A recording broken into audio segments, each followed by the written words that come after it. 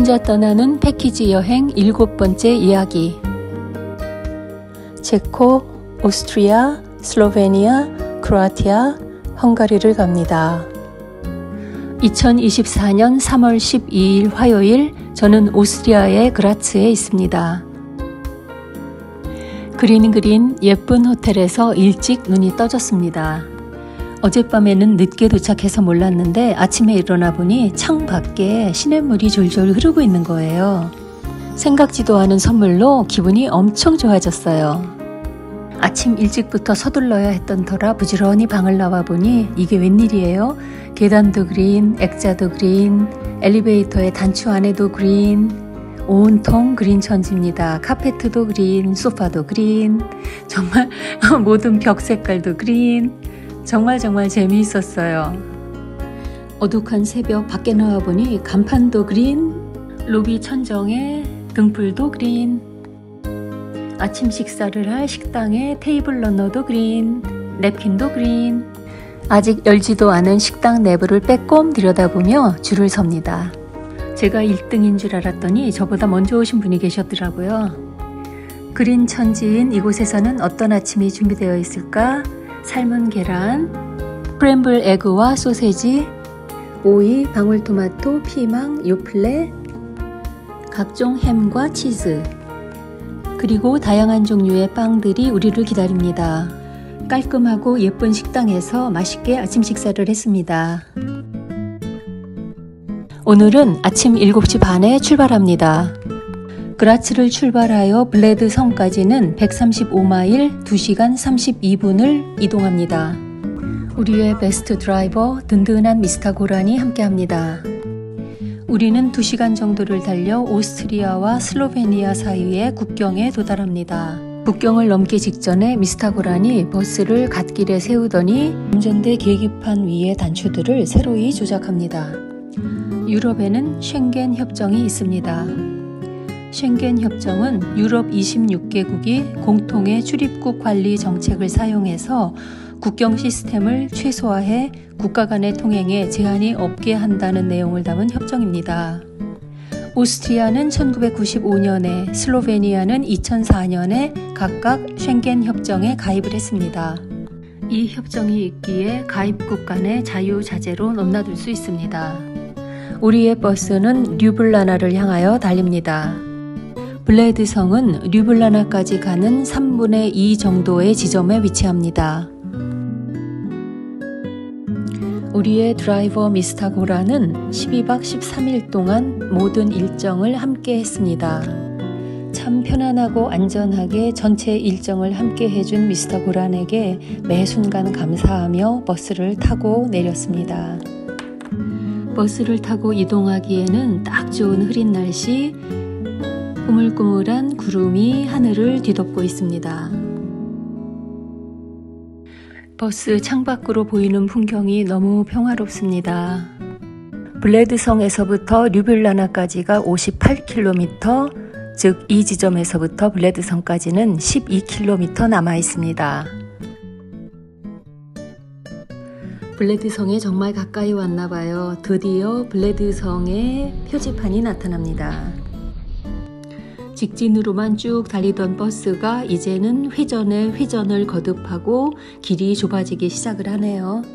그러더니 블레드성에 사진이 들어있는 이정표가 나타나고 조금 더 회전하여 더 좁은 길로 들어가더니 따라! 드디어 블레드성에 왔습니다. 블레드성은 블레드 호수가 내려다 보이는 슬로베니아 블레드시의 절벽 위에 세워진 중세시대의 성입니다. 현재 슬로베니아에서 가장 많은 관광객이 찾는 관광 명소 중에 하나입니다. 성으로 올라가는 정말 가파른 길을 헐떡거리며 올라갑니다. 블레드성은 블레드 호수를 정면으로 바라보며 자리하고 있습니다. 블레드성은 성곽 입구를 통하여 들어가면 크게 3개의 구역으로 나눌 수 있습니다. 우리가 제일 먼저 만나게 되는 A구역에는 아랫마당, 중간마당, 커피숍이 있고 B구역에는 블레드성 레스토랑, 윗마당, 예배당, 기념품샵 그리고 박물관이 있습니다. 구역 C에는 벽화와 탑갤러리, 성벽, 그리고 지역 박물관 등이 있습니다. 우리는 아랫마당을 지나 블레드 호수와 블레드 성을 볼 수 있는 중간 마당의 전망대로 향했습니다. 그곳에서 꿈에 그리던 그 블레드 성을 봅니다. 와, 중간 마당에 올라서니 탁 트인 블레드 시내와 블레드 호수, 그리고 정말 꿈에 그렸던 블레드 섬이 눈에 들어옵니다. 정말 섬이라고 부를 수 없을 정도로 작은 저곳에 어떻게 저런 성당을 지을 생각을 했을까요? 사실 이번에 동유럽을 오게 된 결정적인 동기는 블레드 섬 때문이었습니다. 성모 마리아 승천 성당이 있는 저 섬이 저를 움직인 것입니다. 예전 Dear My Friends라고 하는 드라마에서 이 섬을 처음 알게 되었고, 그 후 마음 깊은 곳 어디엔가 덮여 있었던 것 같은데, 여행 결정 며칠 전에 우연히 TV에서 재방송되던 회차에서 이 블레드 섬 주변을 자동차로 달리는 장면을 보고 이것에 오기로 결정한 것입니다. 늘 이런저런 이유로 할 수 없고 하지 말아야지 하는 결정을 많이 내리며 살아왔는데, 이제는 과감히 하겠다라는 결정을 했고, 그 결정을 한 저를 스스로 칭찬합니다. 블레드 성 레스토랑과 박물관이 있는 높은 마당으로 올라갑니다. 이 성이 지어졌던 그 당시에 이곳에서 살았던 사람들의 삶이 참 궁금해지는 순간입니다. 높은 마당에서 내려다보는 블레드 섬 역시 아름답습니다. 여행을 하면서 가장 행복하고 감격스러운 순간은 가고 싶었던 그곳에 와서 숨을 고르며 가만히 그곳을 바라보며 그곳에 몰입하는 그 순간인 것 같아요. 이번 여행이 패키지 여행이 아니라 자유여행이었다면 아마 오랜 시간 이곳에 머무르고 싶었을 것 같아요. 주어진 시간 안에 블레드 성을 보기 위하여 박물관으로 들어갑니다. 16세기 고딕 양식으로 지어진 이 건물은 1947년에 화재로 성의 지붕이 훼손이 되었고 1951년부터 61년까지 10년 동안 복원 작업이 이루어져 현재는 박물관으로 사용되고 있다고 합니다.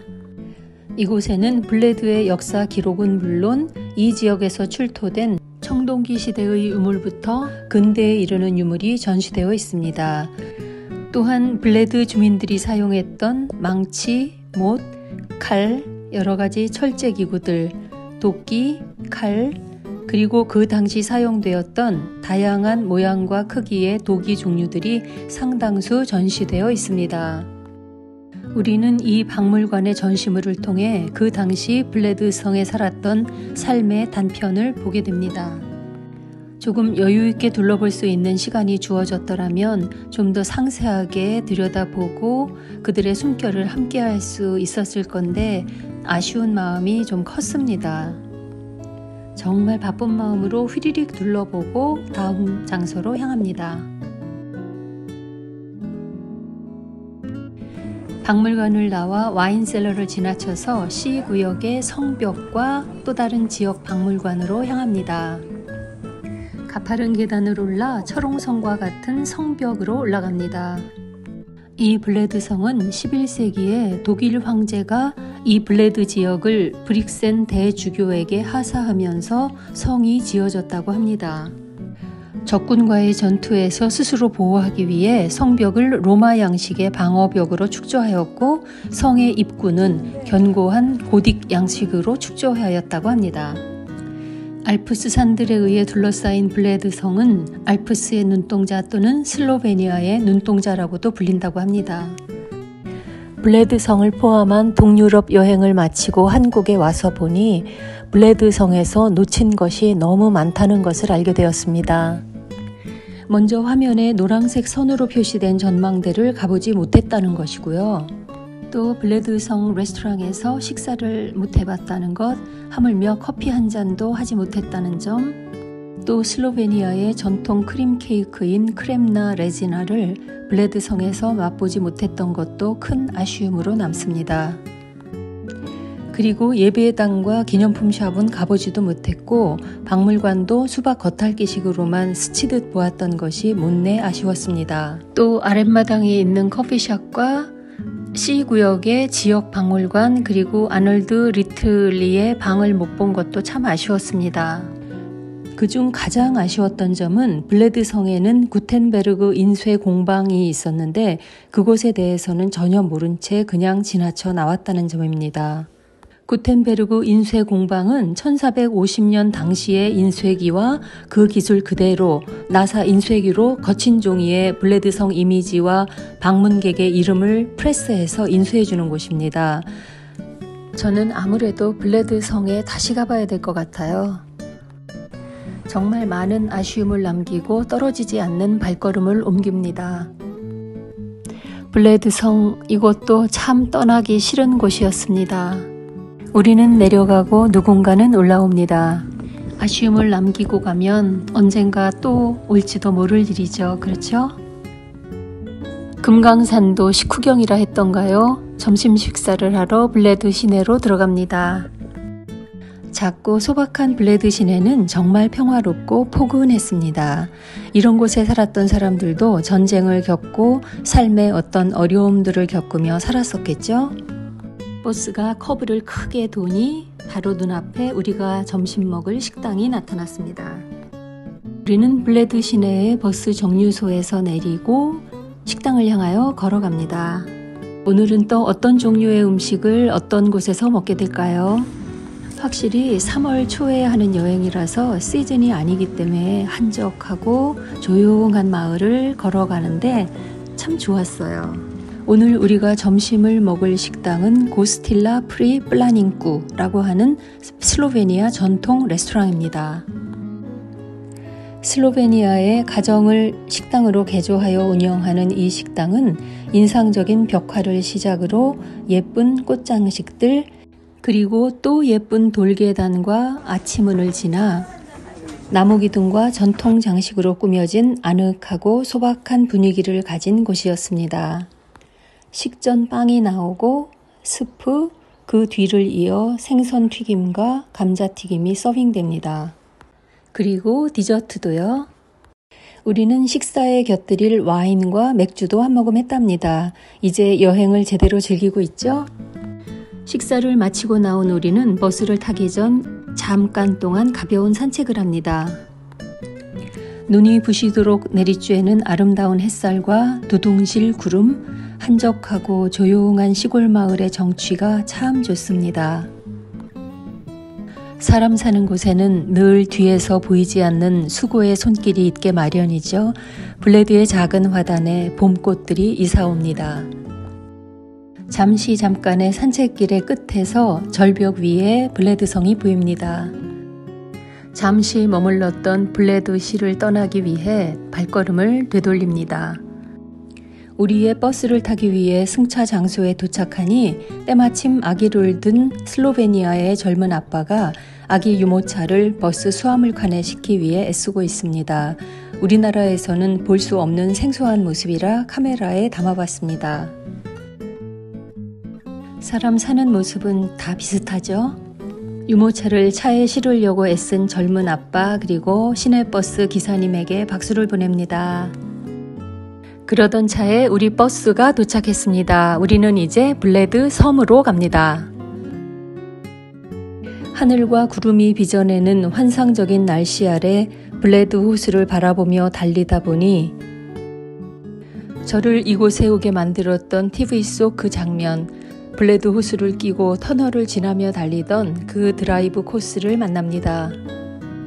우와, 여기를 왔습니다. 꿈이 현실이 되는 순간입니다. 블레드 섬은 블레드 호수 중간에 떠있는 아주 작은 섬입니다.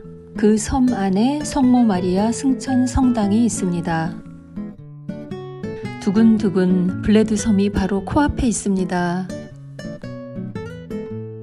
플레트나 배 선착장에 도착했습니다. 블레드 섬에 들어갈 수 있는 방법은 플레트나 전통 배를 이용하거나 아니면 피크닉철에는 수영을 해서 들어가기도 한다고 하네요. 플레트나는 18세기부터 지금까지 내려오는 슬로베니아의 전통 배인데 200년이 넘는 전통 나무배로 무동력 배입니다.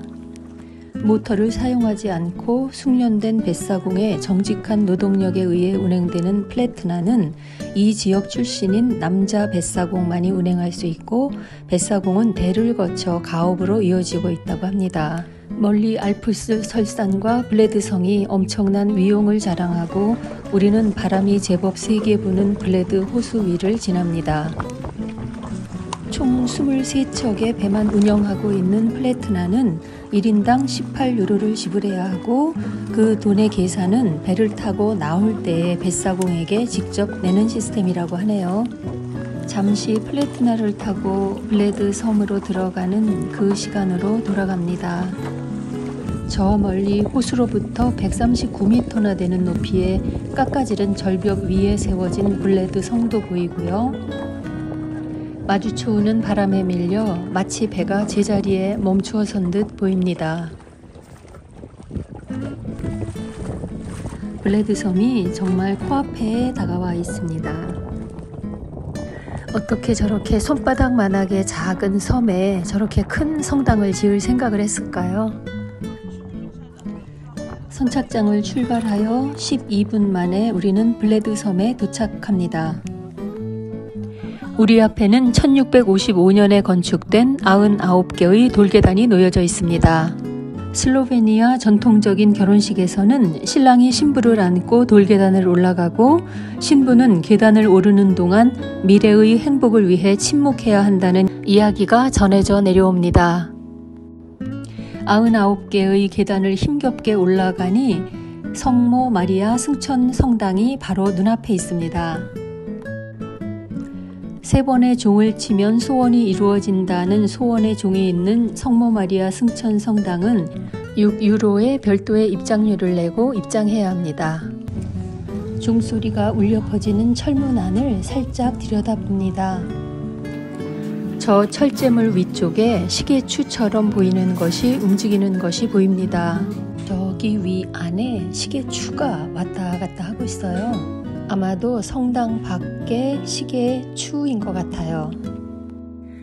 블레드 섬의 화단에는 데이지, 무스카리, 펜지꽃, 앵초, 그리고 크리스마스 로즈, 그리고 이름 모를 곳이 피어 있습니다. 블레드 섬에는 카페 건물 지하에 유료 화장실이 있습니다. 화장실 앞에는 코인을 넣는 기계가 있는데 1유로 동전을 넣으면 영수증이 나옵니다.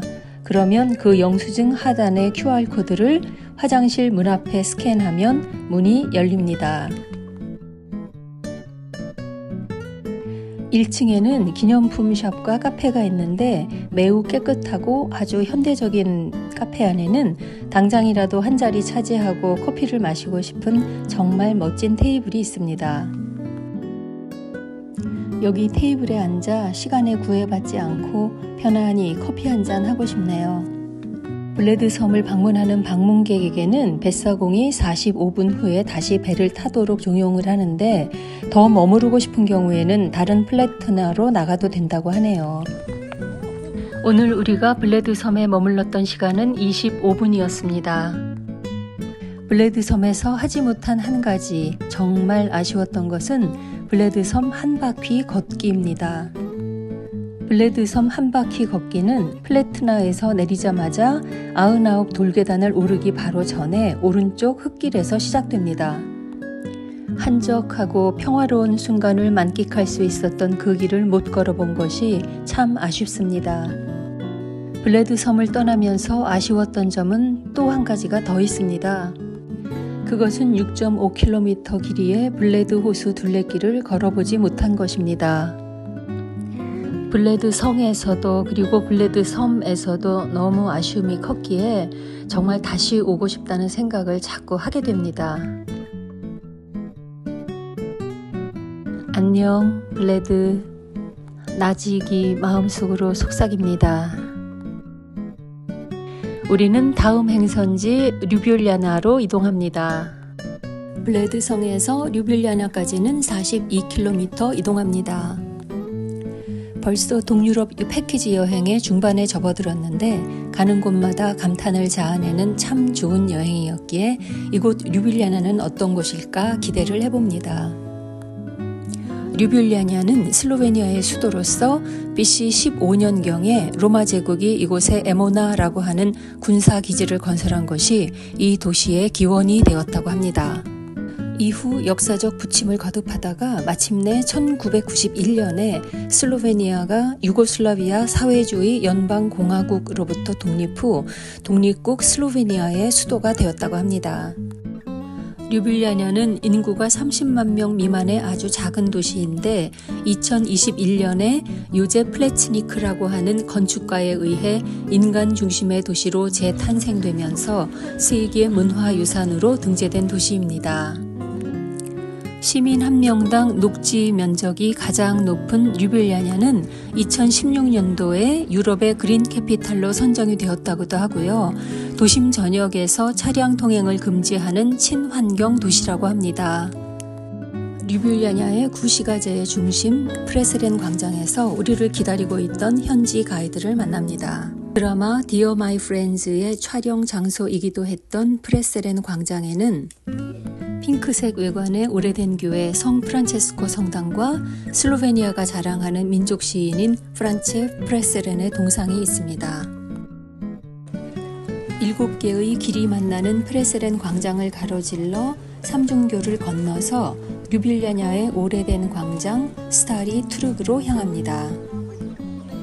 비록 류빌리아냐에 도착하자마자 소매치기를 조심하라는 말을 현지 가이드로부터 제일 먼저 듣기는 했지만 차량이 없는 구시가지의 길을 걷는 것은 참 편안했습니다.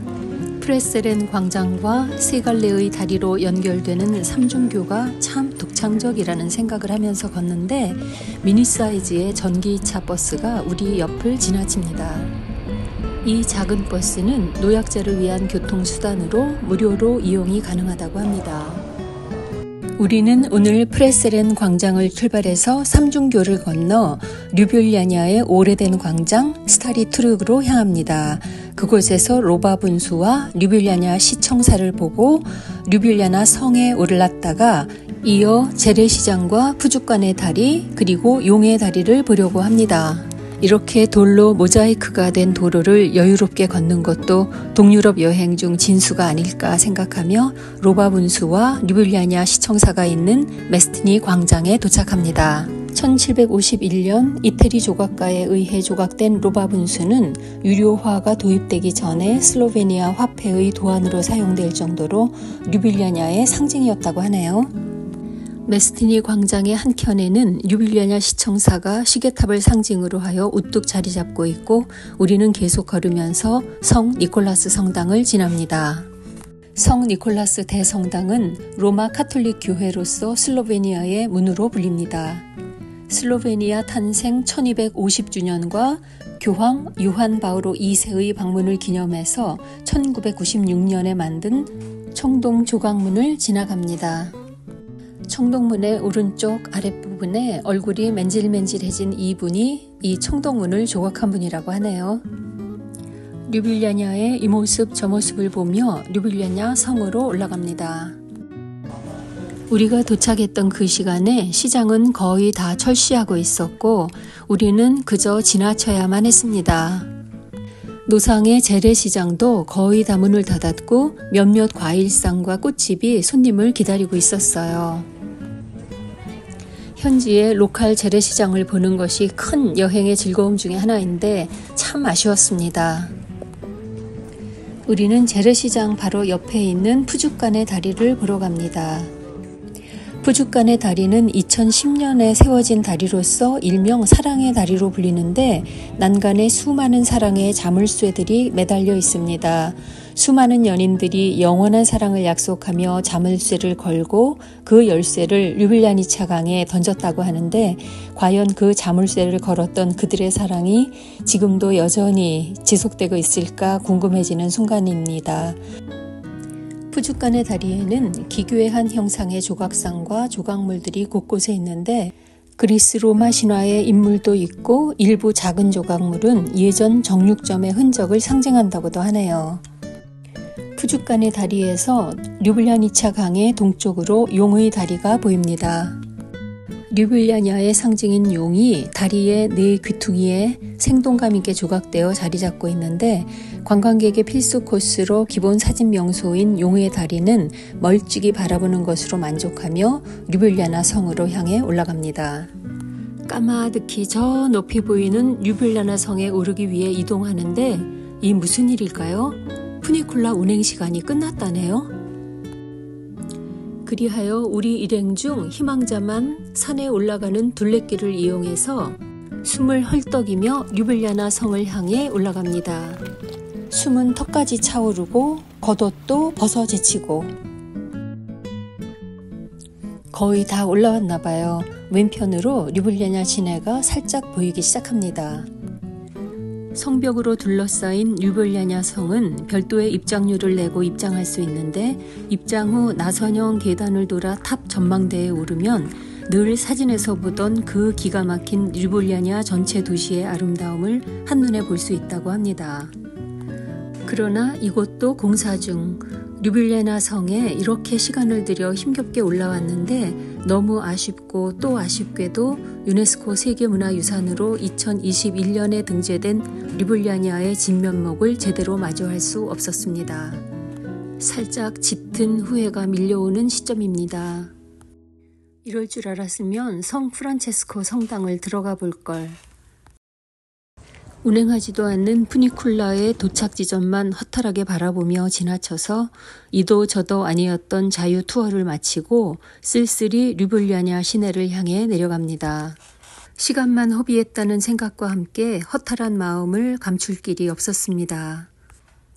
이쯤 되니 45분, 25분 만에 떠나온 블레드 성과 섬을 생각하며 마음속 심술 보따리가 터지려고 합니다. 패키지 여행의 한계 제대로 맛봤습니다. 시내로 내려오니 미처 철시되지 않은 과일 노점상 몇 군데가 우리를 기다리고 있습니다. 우리나라에 있는 것과 비슷한 모양의 길쭉한 딸기가 있어서 과일이 너무 먹고 싶어서 샀는데 정말 맛있었어요. 씻지도 않은 딸기를 단숨에 다 먹어버렸습니다.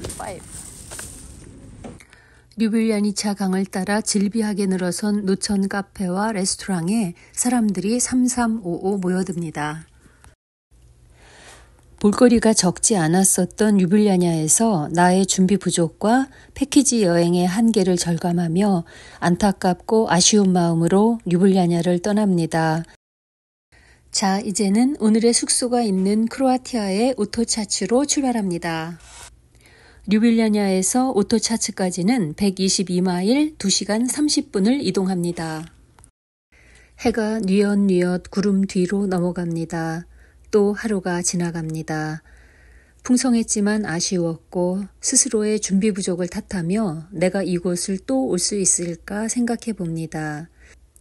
만일 내가 슬로베니아의 류빌리아냐를 다시 올 수 있다면 첫째는 방문 시기를 최소 녹음을 볼 수 있는 계절에 다시 오고 싶다는 것 하나와 다음에는 류빌리아냐 성의 탑 전망대를 꼭 올라가 류빌리아냐 시내를 조망하고 싶다는 마음 하나, 그리고 성 프란치스코 성당과 성 니콜라스 성당에 들어가서 각 성당의 내부 모습을 서두르지 않고 관람해 보고 싶다는 작은 소망을 품어봅니다.